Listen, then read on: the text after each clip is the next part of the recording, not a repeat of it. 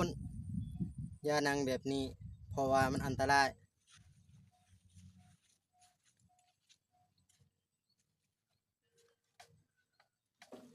ถ้านั่งแบบนี้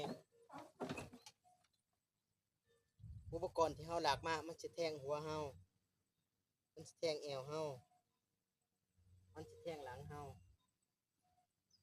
เพราะว่าถ้านั่งแบบนี้เฮาสิบ่ปลอดภัยสิ่งที่แก้ไขสถานการณ์ที่ดีที่สุดก็คือเฮาต้องยืนเพราะว่าถ้าอุปกรณ์เฮาเกิดขีดขวางหรือว่าเหยียบกับสิ่งใดสิ่งอื่นมันก็จะไปทางข้างเฮาไปทางเอวเฮาไปทางวางขาเฮาจะปลอดภัยกว่านั่ง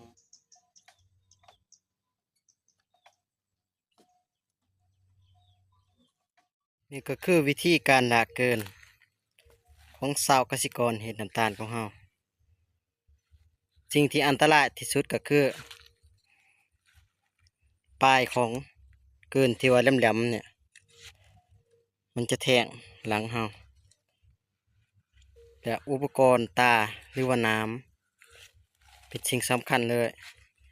เฮาจะฝ่าวใจหอดบ่ได้เพราะว่ามันอันตรายแฮง